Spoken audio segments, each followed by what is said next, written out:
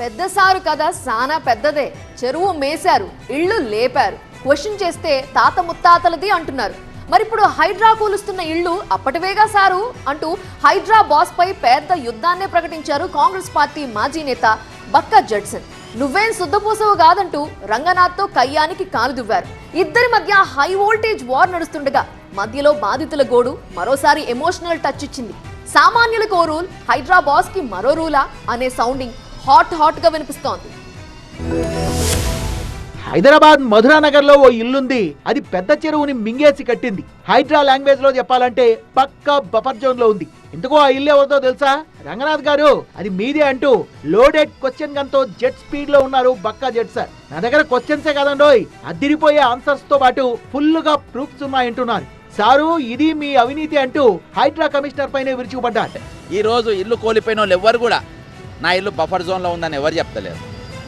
నా ఇల్లుకు registration document ఉందని చెప్తుండ్రు, నా ఇంటికి మున్సిపాలిటీ ఉందని చెప్తుండ్రు, మా తాత ముత్తాతలకే మేము ఇన్నే ఉంటున్నామని చెప్పు. నువ్వు కూడా అదే చెప్తున్నావు, కొత్తగా ఏం చెప్తున్నావు? ఈరోజు నువ్వు కూడా హైడ్రా బాధితునివే, నీకు ఎక్సెంప్షన్ లేదు, నీగో అడ్డం వస్తుంది, నీగో నువ్వు సిన్సియర్ ఆఫీసర్ కాదు అని దీంతో అర్థమైపోయింది. అబద్ధం, అంతా అబద్ధం. తన ఇల్లు బఫర్ జోన్ లో లేదంటున్నారు హైడ్రా కమిషనర్ రంగనాథ్. సోషల్ మీడియాలో ఎవరో ఏదో ప్రచారం చేస్తుంటారని ఆ ప్రచారాన్ని తను లెక్క చేయనంటున్నారు. ఒక అబద్ధాన్ని నిజం చేయాలని చూస్తున్నారంటూ విమర్శల్ని కొట్టిపడేశారు. మా ఇల్లు అనేది దిగువ ప్రాంతంలో దాదాపు 300 మా నాన్నగారు కట్టింది కూడా ఎప్పుడో 1980లో కట్టారు. ఆ ఇంట్లోనే మా ఫాదర్తో మేమంతా ఉంటున్నాం. ఇప్పటికి 44 ఏళ్ళ నుంచి ఉంటున్నాం. సో అది అక్కడ అసలు బఫరు ఎఫ్టీఆర్ అనేది ఉత్పన్నమే కాదనమాట. బఫరు ఎఫ్టీఆర్ అనేది ఫస్ట్ దిగువ ప్రాంతంలో ఉండదు.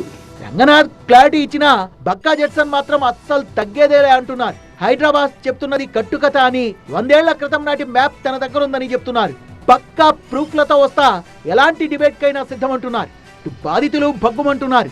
హైదరాబాద్ కో రూలు, సామాన్యులకు ఇంకో రూలు అంటూ క్వశ్చన్ చేస్తున్నారు. ఎన్నో ఏళ్లుగా ఉంటున్న ఇళ్లకు పైసా కూడబెట్టి ఈఎంఐలు చెల్లిస్తుంటే కూల్చేస్తామంటే ఎలా అని లబోదిబోమంటున్నారు. మొత్తంగా తన ఇల్లు బఫర్ జోన్ లో లేదంటున్నారు రంగనాథ్. ఖచ్చితంగా బఫర్ జోన్ లోనే ఉంది, నిరూపిస్తా అంటున్నారు జడ్సన్. హైదరాబాద్ కైనా తమకైనా ఒకటే రూల్ ఉండాలంటున్నారు బాధితులు. మరి ఇష్యూ ఇంకెంత దూరం వెళ్తుంది అన్నది ఆసక్తికరంగా మారింది.